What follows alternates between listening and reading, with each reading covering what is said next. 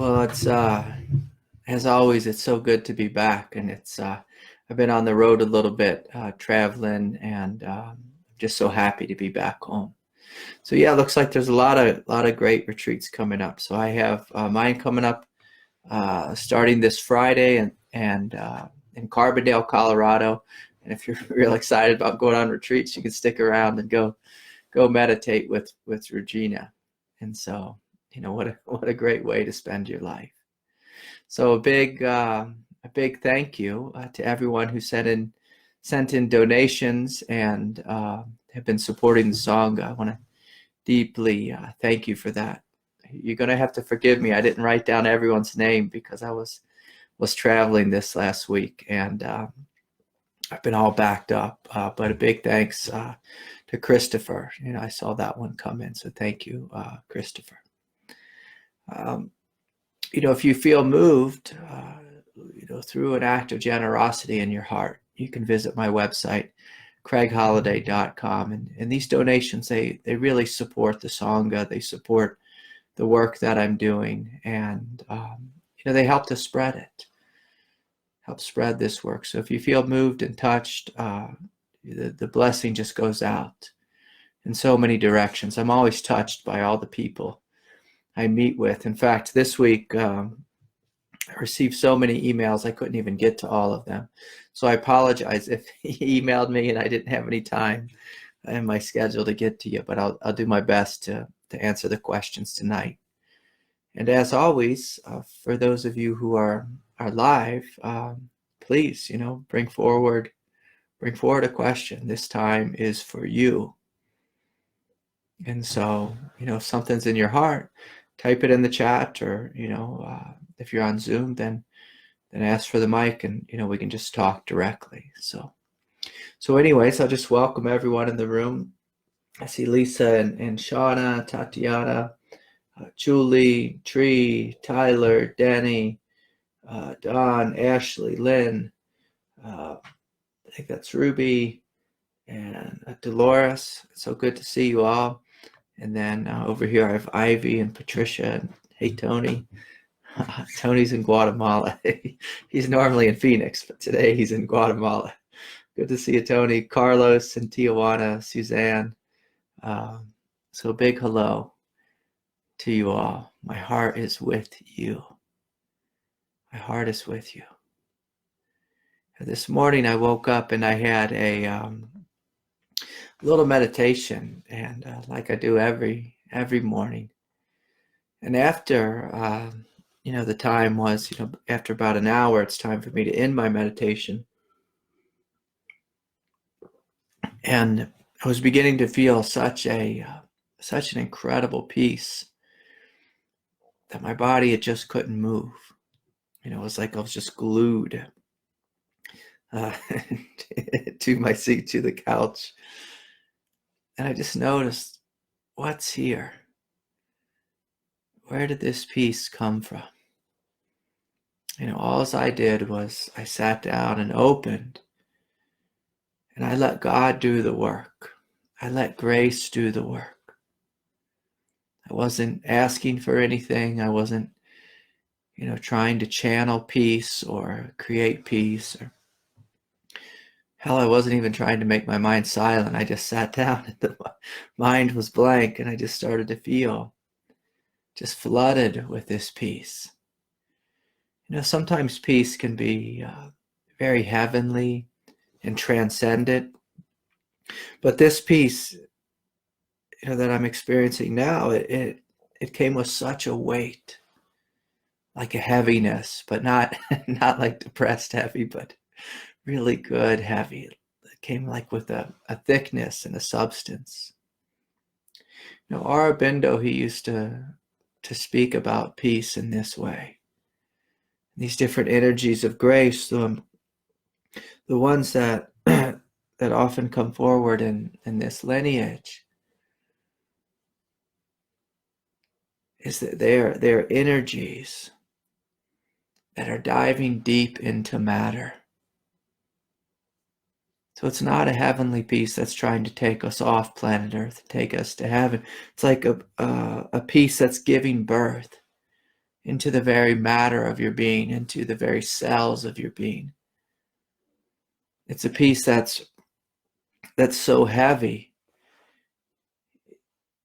and so deep within you, it can't just be shrugged off.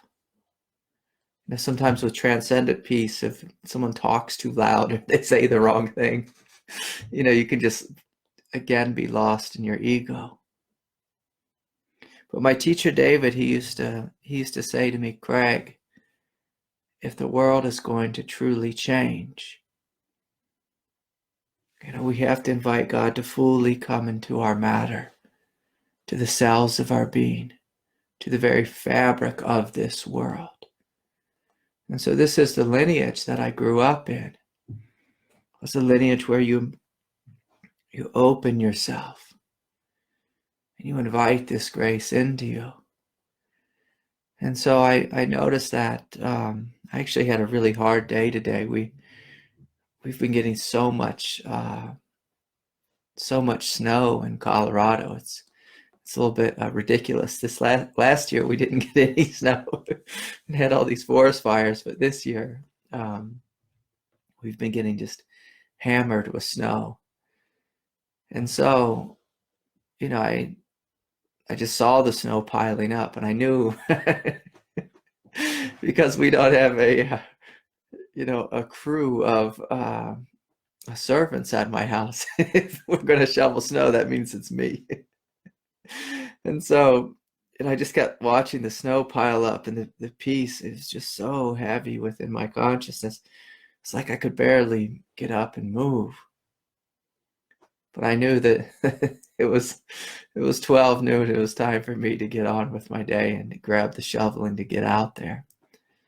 And as I was walking out there, I just felt like I was just walking through this dense yet luminous peace. And even throughout the day, I had to fire up the snowblower, and it wasn't working, and so I had to take it apart, and it was freezing cold. And then I got it going, and then spent just pretty much like 5 or 6 hours shoveling this really heavy wet snow.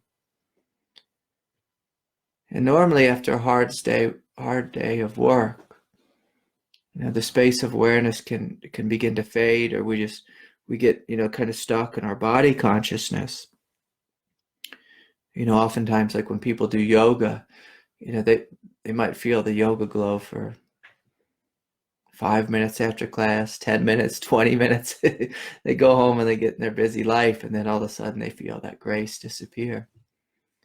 But the beautiful thing about today is that I worked really hard and had a difficult day, doing back-breaking work, and just felt overwhelmed with this grace. The mind was silent. There was this incredible peace here. And the reason I bring these stories forward is because I want us to know, I want us to begin to imagine what's possible when you open yourself.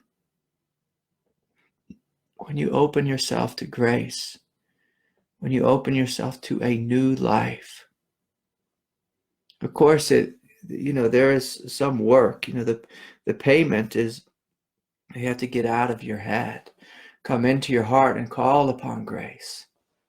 Say, God, come into me.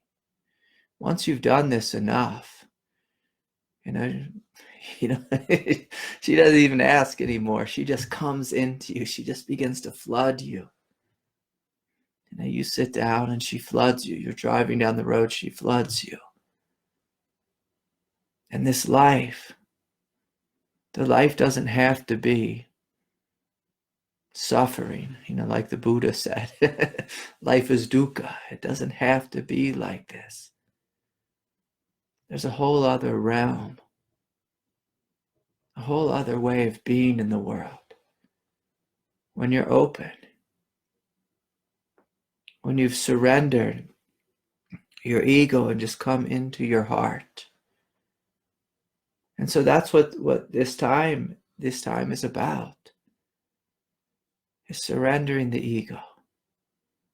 Just saying, no, I don't need to worry about all those silly thoughts that are fighting with this thing or that thing. I don't need to worry about it. I don't need to struggle with someone who's not here. I don't need to do this. After, at the end of my day, when I was done shoveling and, running the snowblower, I noticed that my neighbor, she's a single lady and a teacher and lives by herself. And I noticed, the snow was piled up on her driveway. And so just without any thought, I took the snowblower over and did her driveway so she could get out.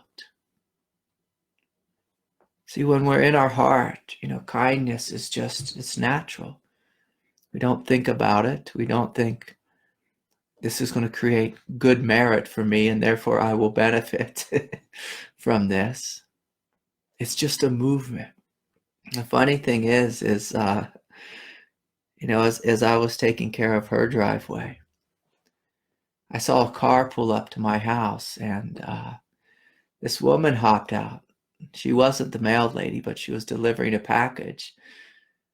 And there was a package, that was meant to be delivered to me a couple days ago. And the postman said he delivered it and it didn't come to my house. But this lady, she just showed up and said, hey, I think this is for you. Came to the wrong house.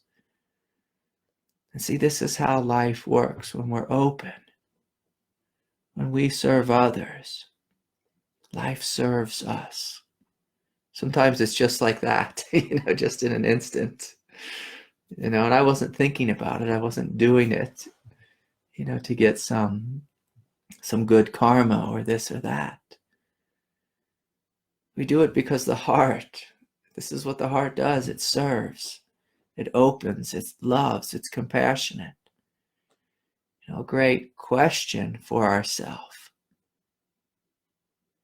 Great question is, am I kind?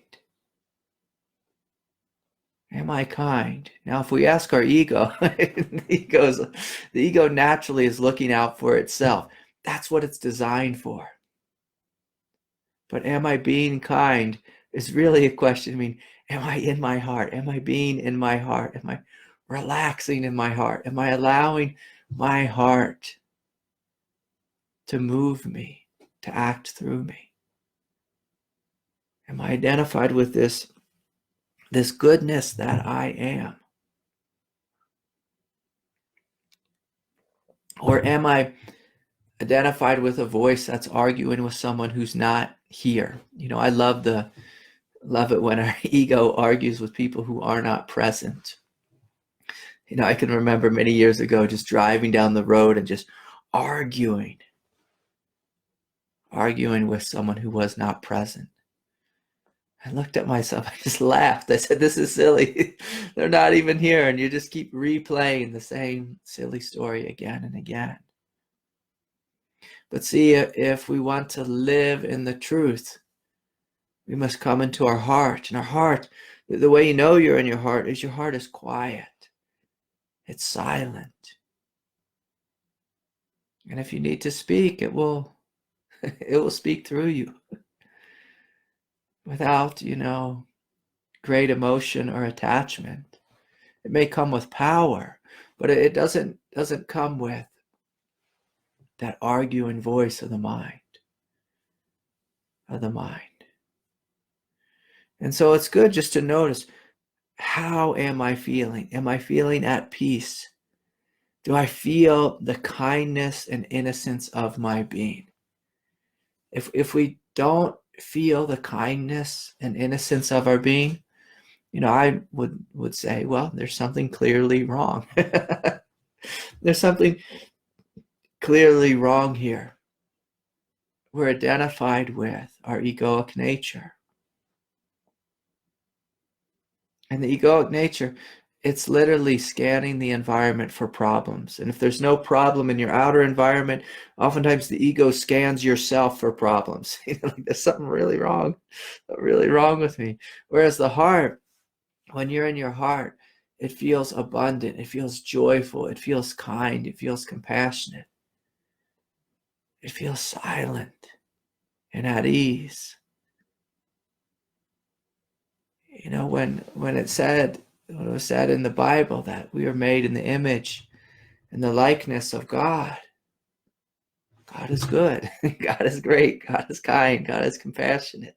And so in our direct experience, if we're not feeling that, can we take a deep breath, let go of whatever it is we're struggling with, and come into the heart?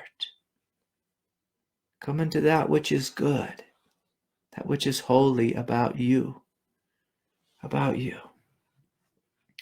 So let's see here. So a lot of questions, and I want to welcome everyone else who popped in the room. And so welcome here.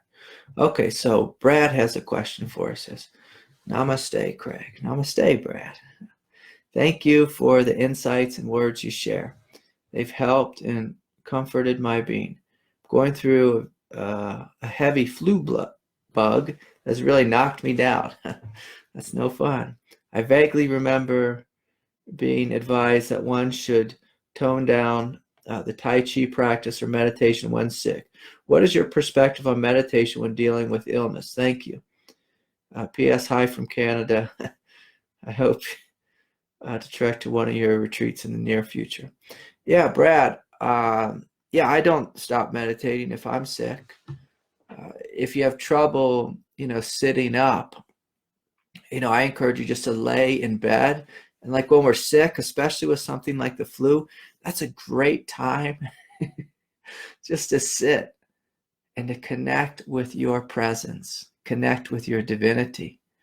I've spent a lot of my life, either sick or with a head injury or the body not working properly in one way or another. And if I couldn't sit up straight, like a perfect Zen master, I don't normally sit, perfect. That's my joke. But just I lay down and I place a hand on my heart and a hand on my belly. And I lay there and I breathe in and I breathe out. I breathe in and I breathe out. I love my body. I open my heart to God. I say, Lord, will you bless me? Will you heal me? Will you fill me with your light? I'm your son. I'm struggling. I'm in pain. Can you help me? And the other thing I do is I love the virus. So if we have the flu, we're loving the virus. We're holding the virus. We're being compassionate with the virus.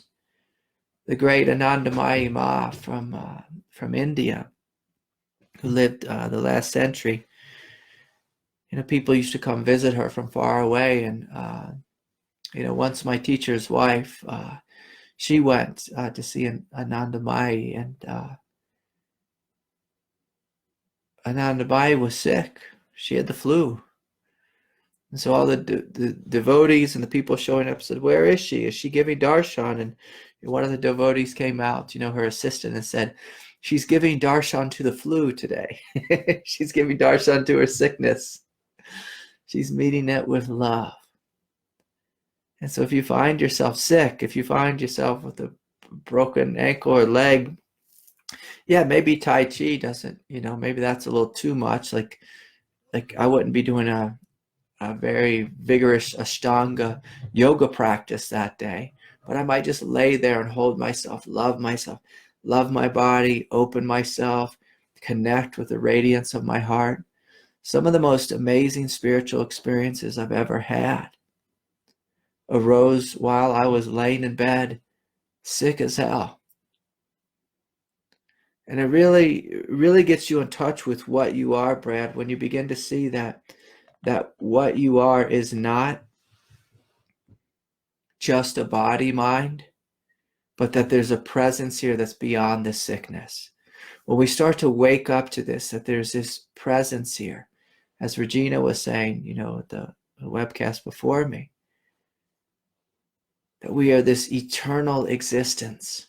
There's an eternal existence here that's awake, that's alive, that's vibrant.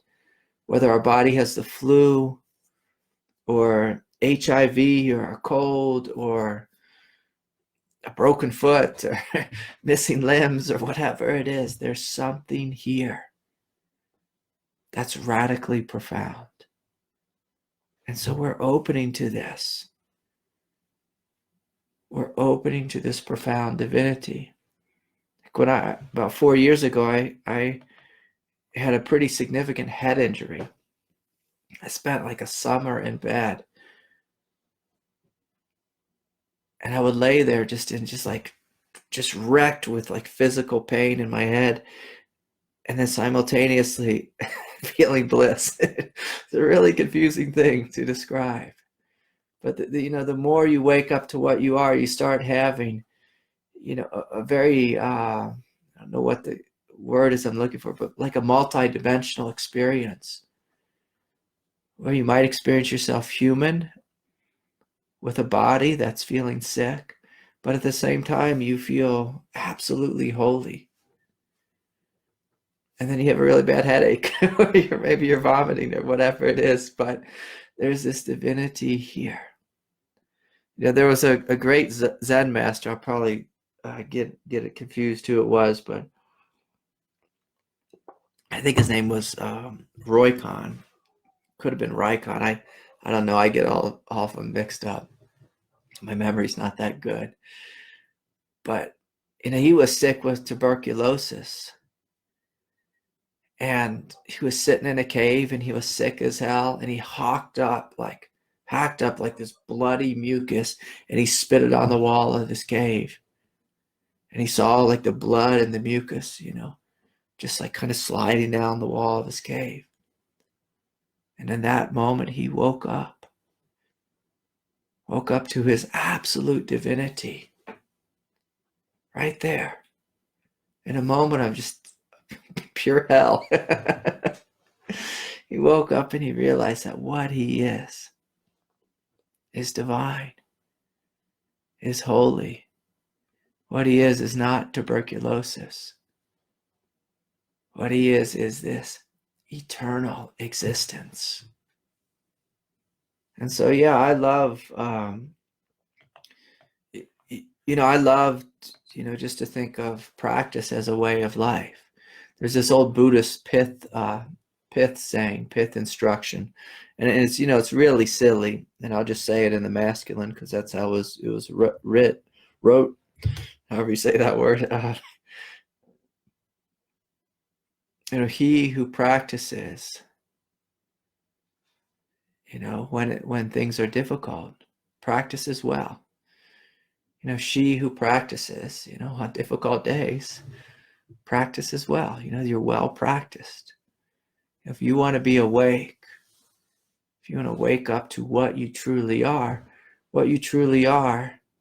is divine. Every day. On good days, bad days, ugly days, rotten days. Every day. You are divine. If we cannot realize the truth of what we are when we're sick, when someone's angry at us, when someone's mean or grumpy, our awakening, it doesn't really mean much. It's just kind of a nice experience. I learned this early on the path that I was having incredible spiritual experiences, but I remember just, realizing I was also kind of a jerk. I was kind of angry and grumpy, and I wasn't the best father I could be. And so if we want to be awake, we have to learn how to love our pain, sadness. We have to be able to love someone when they're attacking us or being difficult with us. We have to be able to nurse ourselves, nurse our children, nurse our partner. Because if we live in ego just thinks about itself, and that's the opposite of, to be awake. To be awake is to know you are one with life.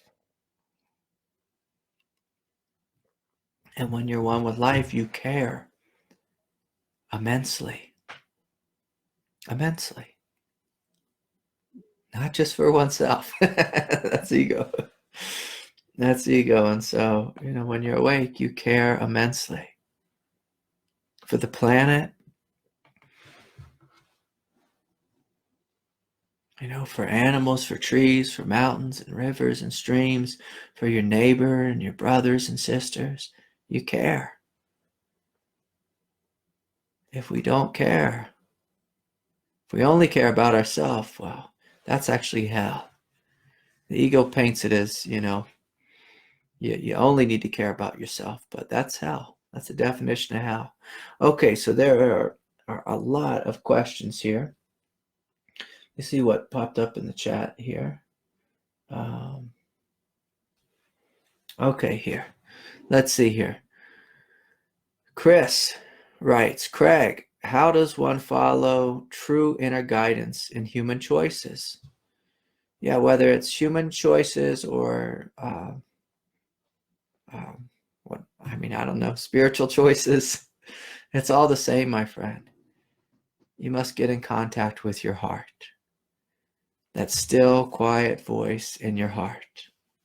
So if you ask your thinking mind, your mind will come up with like a pros and cons list, an argument saying this way or that way or the middle way, and you'll refer to spiritual texts that you read or this or that, or you'll try to think it through.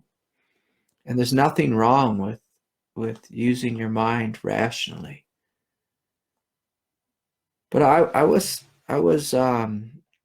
sitting the other day, and I had a little bit of concern about this upcoming retreat that I was having, and there was a couple of details that weren't that I was a little nervous about.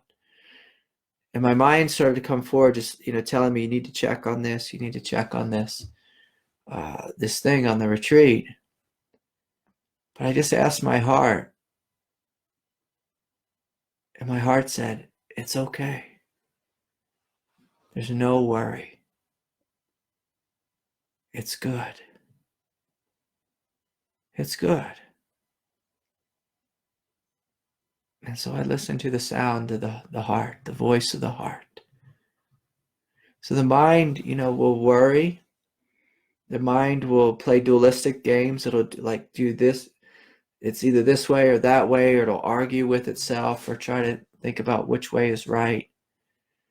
But your heart, which is connected to the intelligence of God, the intelligence of the universe, it's intuitive. Your heart will just tell you clearly. And so I always recommend, just playing this game of just, looking at something where you have to make a human decision. And you can think about it for a little bit, but then ask your heart and see what your heart has to say. The quality of the voice of your heart is different than the quality of the mind. The mind has a subtle anxiety to it, a subtle tension, neediness or despair, or like I said, it'll feel kind of like if you've ever done accounting work, like when you're doing math, there's like subtle tension in your brain when it's trying to think. But the heart, it'll just feel like this quiet movement, and you'll feel it just kind of arise out of your chest. Sometimes it'll come with just this gentle power and grace. And so I encourage you, with any human choice you have, any choice, ask your mind, ask your heart. You could ask three places. You could ask your thinking mind, your emotional heart, and then what I call your true heart. Your emotional heart will be clingy or kind of needy, or have like a real push this way or that way. Normally with, there'll be something in it for you. Oh, if I do that, then this will happen.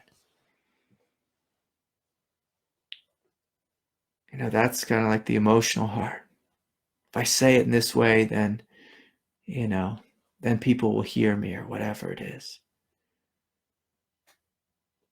But your true heart, it just speaks freely. It's just like quiet and innocent, but it'll come with a subtle power and wisdom. And so it's good on the path to discern, what is my thinking mind? What is my emotional mind? What is my true heart? And oftentimes people, they confuse dogma for the voice of their true heart. So something they read in a book. Like someone will ask their heart a question, and then they'll hear like an Adyashanti quote, and that's probably not your heart. And that's probably your mind co-opting your heart. Your heart will be simple. It'll be intuitive. It'll be your truth, not someone else's. Not someone else's. The other real confusing one is when we ask, what should I do? And then there's a real emotional draw. People will confuse that with their heart. And, if there's a lot of emotional energy behind it, well, that's just your emotional nature. That's not your heart. It's possible that your heart and your emotional mind and your thinking mind are all in alignment. And when that's the case, your mind is just quiet. Your emotions are pretty quiet. And there's just this gentle movement through you. So that's a great question, Christopher. Thank you for that. Okay, a bunch more questions here. Let's see what I have. This one's from Marcel in Germany. Hi, Craig. I feel disconnected from my heart and body. I've felt disassociated for a long time, and I have trouble feeling.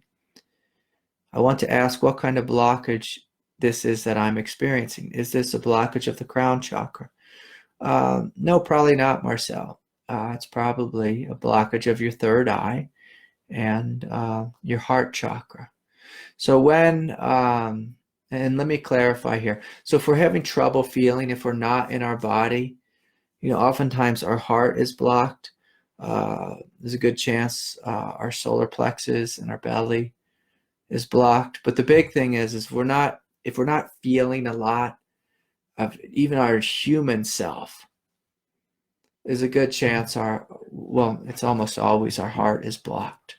And Morton asked the same, a real similar question right after him. So Morton in Thailand. Hi, Morton. He says he's been meditating a lot, confronting fears, and experienced a few openings. He's had a long period of feeling out of touch with himself. And also feeling shame, guilt, and lots of uncertainty. And so, one of the things that happens on the path is, sometimes there's a lot of pain in our heart. And what our mind will do is our mind will kind of pull our energy, like our psychic energy. And by that, I mean like your human psychological nature and your personality. It'll pull you up into your head, or even sometimes pull you like out of your body. The reason your mind does that is it's trying to get you to dissociate from the pain, because our mind often thinks that pain is too much for us to face, and it's helping us to disassociate so we don't feel so bad. Now, this is a great skill to have if you grow up in an abusive environment. But when you're an adult, there's no reason to disassociate anymore. There's a reason for action. And so, Marcel and Morton, I'm going to tell you both the same thing. Reconnect with your body, reconnect with your heart. And sometimes when we're going through like that doorway of disassociation, or that it's like a fogginess, and so you're going to really have to reach deep within and find your body, feel into your body. So a good strong yoga practice will help you with this. Doing any kind of trauma work is going to be helpful. both of them asked pretty much the same question. Should I see a healer? Yeah, sure. You can visit a healer. Oftentimes healers get you in touch with your body. They get you in touch with your, if they're a good healer, they'll get you in touch with all 7 chakra centers, or at least, kind of help, infuse some energy into the center that's blocked. But the big thing is, healers are wonderful, but what God really wants is for all of us to be our own healer. God doesn't want you just to, eternally be going to healers. God wants you to figure this out for yourself. God wants you to inhabit your heart for yourself. And so, a strong yoga practice, exercising is really good. Marcel, I'm going to tell you to play football, as you say that in Deutschland there. That'd be good for you. Morton, go jump in the ocean, swim around. You have a girlfriend, partner, so be affectionate with her, be loving with her, cuddle with her. Allow the intimacy, the warmth of another to help wake your body up. So when we disassociate, basically your subconscious or your unconscious is telling you, I'm afraid of feeling. And of course, we're adults here. You're not in a dangerous environment. I'm going to encourage you to do everything you can to get in touch with your feeling nature. This is what will be healing for you. So if that means trauma therapy, if it means, meeting with me, if it means meeting with healers or body workers or massage or whatever it is, or doing yoga, exercising, all of this is what's supportive. Sometimes when we are really deeply disassociated, doing some good trauma-based therapy, somatic therapy is helpful. And basically what that means is you're investigating your body, you're investigating, energy blockages, you're investigating, where am I tight, where am I tense, where do I need to let go? Is there trauma stored in my cellular memory? Many people don't know this, but when we have trauma in our body, it closes, it blocks our chakra centers. So if we have old childhood wounds, or maybe they're a wound from this year, if we don't address that with love and compassion, that center will be closed. And because that center is closed, you won't be able to feel your divinity there. You won't be able to feel awake awareness in your heart, in your belly, in the depth of your being. And so, to me, I always find it so supportive to go to a therapist or do some healing work or meet with your teachers or whatever it is, or do, have a strong yoga practice, whatever you need to do to feel more fully. Because, this path of awakening, it's all about your direct experience. If you don't have a relationship with your your true divine nature, your holiness and your divinity, well, then you're just fooling yourself on the path. Just fooling yourself. So that's a great question, Morton and Marcel. So thank you for those. Okay. This one's from Mike. Hey, Craig, thanks. Thank you. Could I ask you a quick question? What would be the best piece of advice you could give someone whose kundalini erupted suddenly without any understanding of the energy? Thanks, Mike. Yeah, Mike, that's a great question. So, kundalini is just energy. That's all it is. And so many people on the spiritual path, when their kundalini erupts and they're having a huge, powerful, energetic experience, a lot of people get frightened. They get overwhelmed. They feel nervous. They feel, like they're going crazy, or like, this is too much. I can't handle this. But it's good. It's good to understand it's just energy moving through your body. what you are is this holy existence, this quiet witnessing presence. This is what you are, Mike. Can you allow the energy just to roll through your body?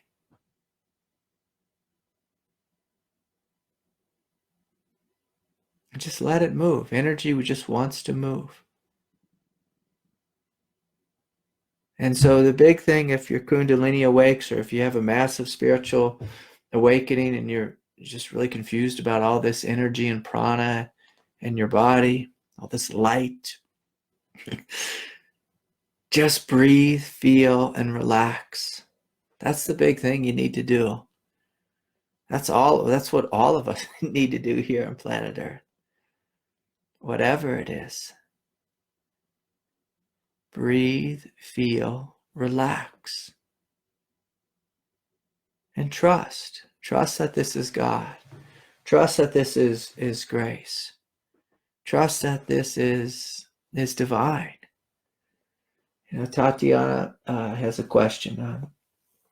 Craig, I feel all my chakras to be open during meditation. When I leave the house, are my chakras closing? I don't know. You tell me. Are they closing, Tatiana? Let's see here. Do I have to try to have my chakras open when I'm around different people? Okay, that's a good question. That's making more sense. So, the basic teaching is, if we want to be awake in the world, if you want to feel good in your body, you want all 7 chakras to be open. And to be honest, there's not just 7 chakras. There's a lot of chakras. There's 7 main chakras. There's a couple main ones above your head. And then, if you really begin to understand your energetic body, there's like 10,000 mini chakras, in Tibetan Buddhism, we call these nadis, all throughout your being. And so the idea is that meditation doesn't stop, openness doesn't stop. But let me be clear here. So what we're training ourselves to do when we sit down and meditate is we're training ourselves to be open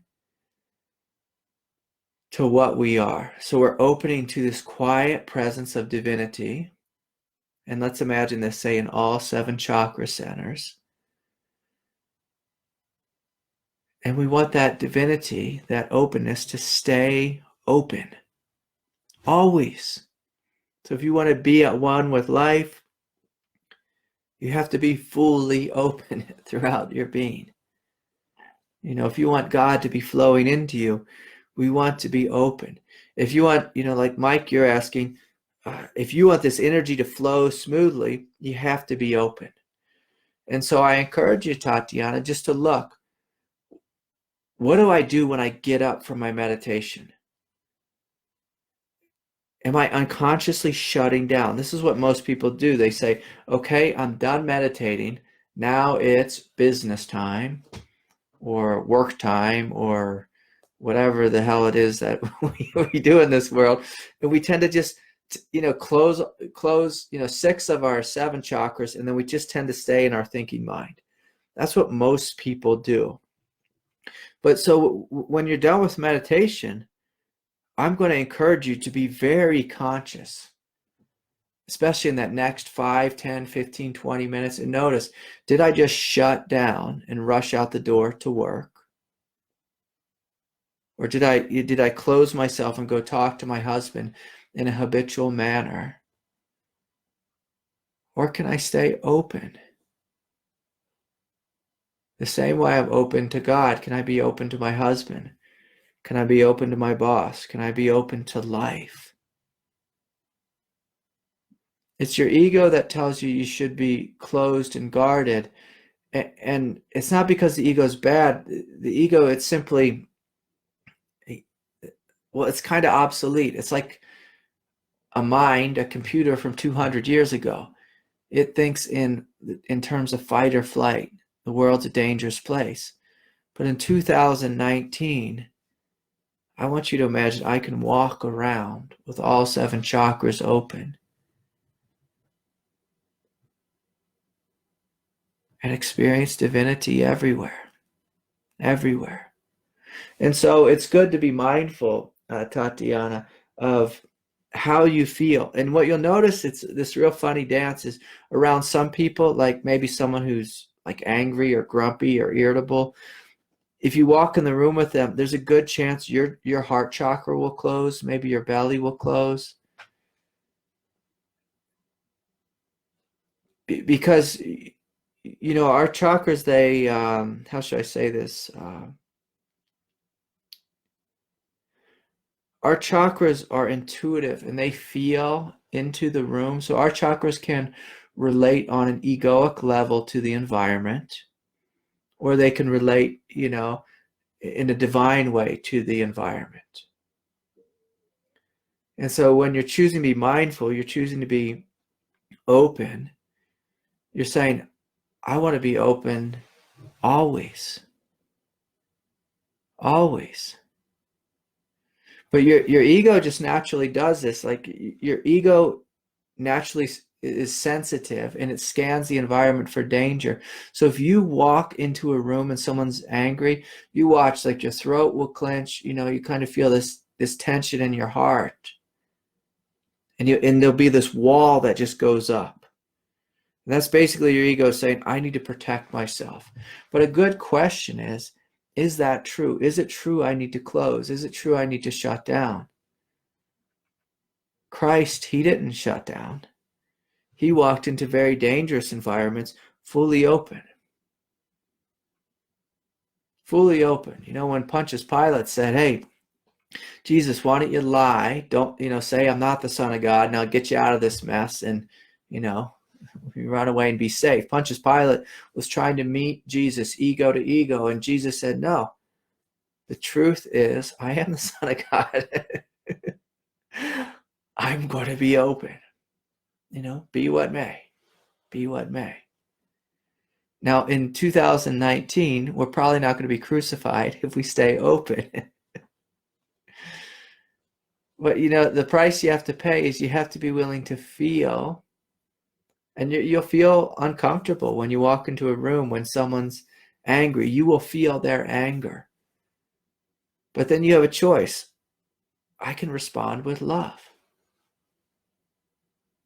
If you want to be awake, you stay open, even if it feels uncomfortable, and you respond with love. So Tatiana, that was a beautiful question. Okay, here's one that I missed. Craig, how to cope with extreme sensitivity, especially about the cruelty expressed by others. Many, many, many blessings. Well, thank you.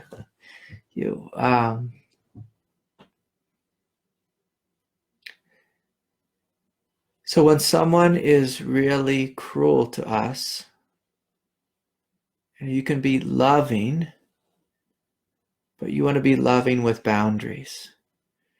You know, if we're a doormat in this world, you're just going to feel beat up by life. And so you can send them love. But, you know, there's some situations in life that we just have to leave. If someone has been cruel to us for many years and we've tried to be kind, we tried to, you know, be gentle and sweet, we've tried to be rational, we tried to, you know, go to therapy or whatever it was with them, we set boundaries, and they, you know, if they keep breaking the boundaries, at some point, you know, it's just wise to leave. It's just wise to leave. You know, many people have walked through this, you know, dark night of the soul where they've had to leave their family, or they've had to leave others, or they've had to leave a relationship,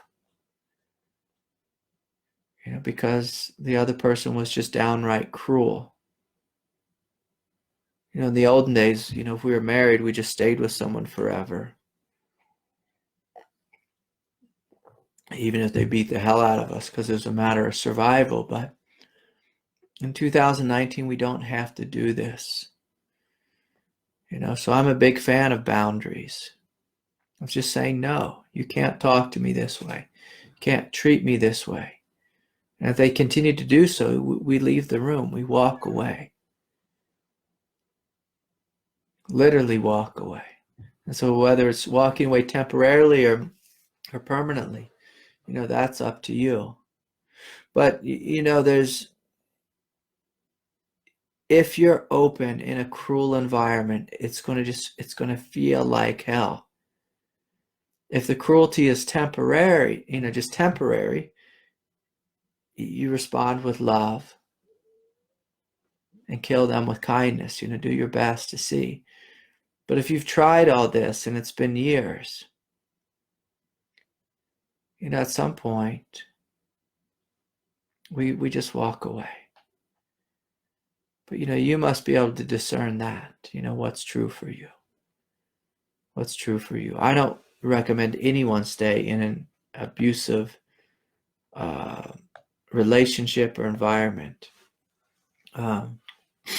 Okay, here's a question from Adrian. Hi, Adrian. Adrian's a good friend of mine, New York City. Hi, Craig. What would you say about a continuous stream of thinking that repeats over and over again? It's not super annoying, but it just won't stop. It's not affecting my life greatly, but I feel it's blocking me. Yeah, Adrian, this is really common. So normally when our mind is thinking, in a really fast way or in a real habitual way, it could be one of two things. So with you, Adrian, because you've had, a pretty big energetic and kundalini awakening, sometimes as the kundalini energy goes into the mind, it just illuminates what's there. And so it will illuminate your thinking mind. And it may just illuminate repetitive random thought stream. Eventually, if you keep breathing and opening and just give it some time, eventually that will pass. And so that's normal. A real fun one that people struggle with too, I say fun because it's kind of humorous, is sometimes when the spiritual energy awakens in the root chakra or the pelvis, people are just like flooded with like constant sexual thoughts, and they just feel like they're going crazy in like, this land of lust. And, this is what happens is when awareness wakes up in a center, it's going to illuminate what's in that center. And, one of the things that this luminosity does is it burns off the old animal nature. So say in the root chakra example, it'll burn off like lustful thoughts, and they'll empty out, and then eventually you'll feel silent in your root. The same is true with your mind. Is as awareness wakes up in your mind, sometimes we just notice like all this thinking. And eventually the light of awareness literally will burn up those thoughts. And so it could be that. But the other option too is that when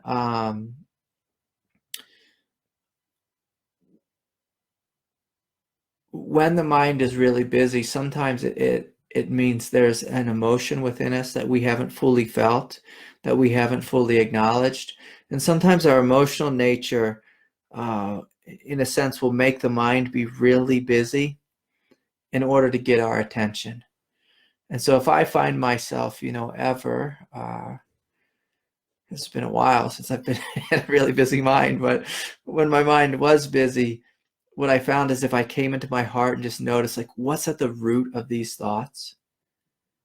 And if they're just random thoughts, sometimes if you look closely and mindfully, you might notice there's some anxiety here.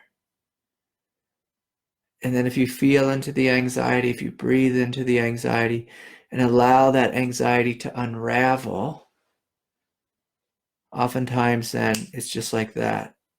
The mind becomes silent.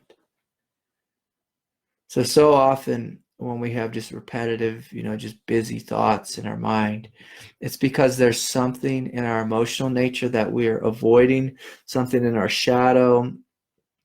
And I encourage you, sometimes it's not even like, okay, I'll say this two ways.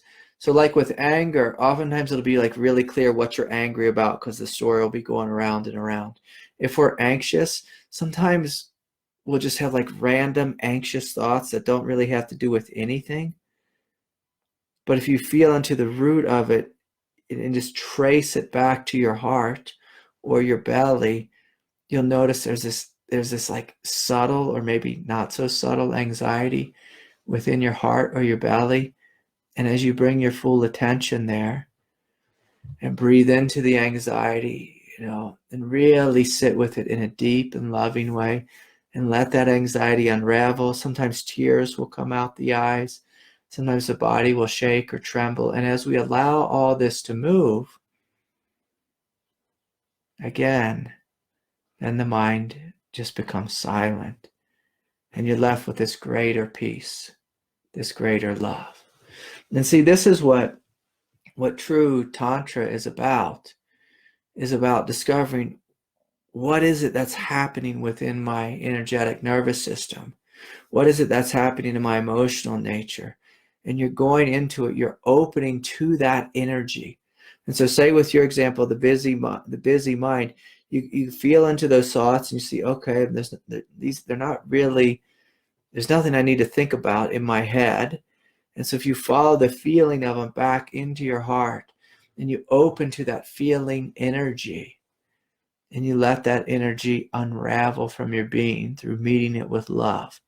And basically that means you sit with it in a deep and profound way. And then eventually it will unravel and the mind will become silent. So this is true Tantra. Okay, great. There's two more questions here. Let's see if I can get them in. Thanks, Craig, for everyone hanging in here with me.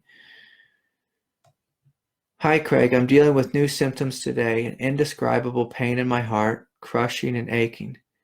How do I know if this is energetic or pathological?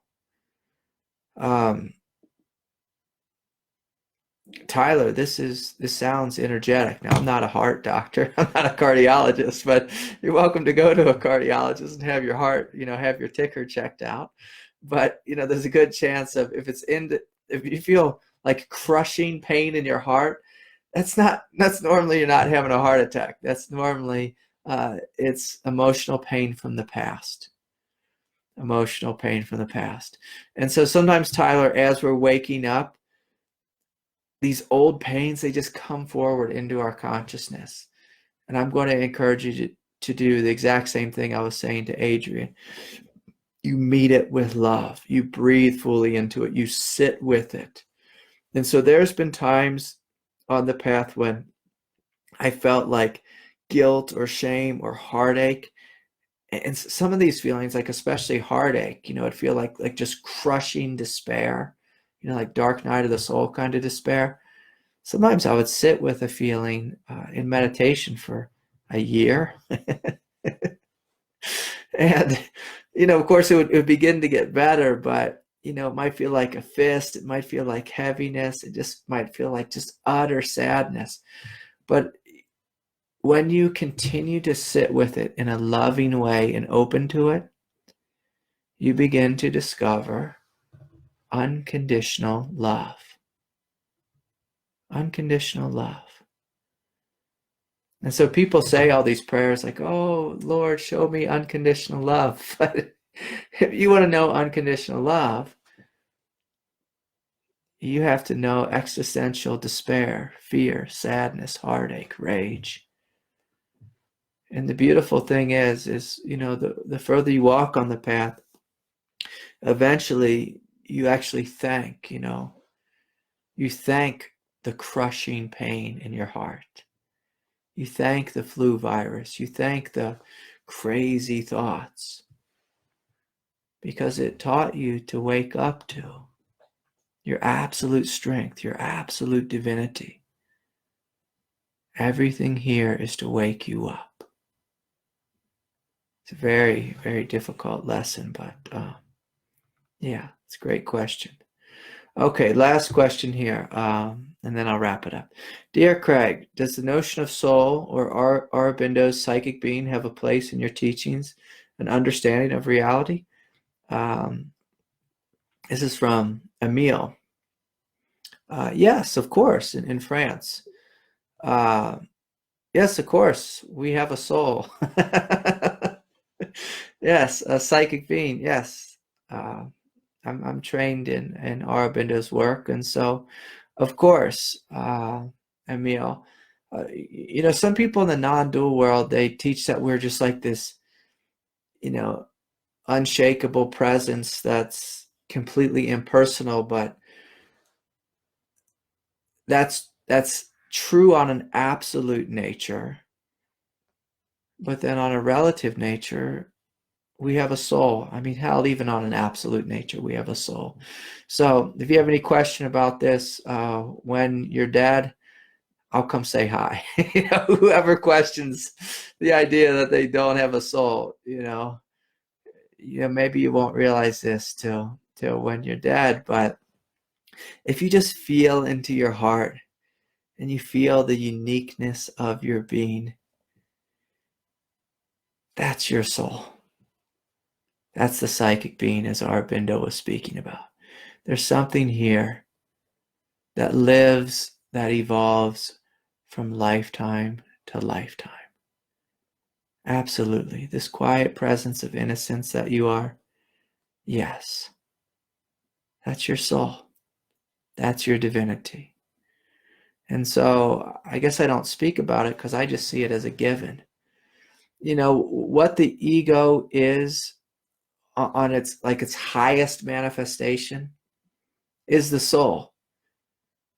On a lower level, just animal manifestation, it's an ego. It's individual consciousness. It's an individuality. It's an individual viewing of the world.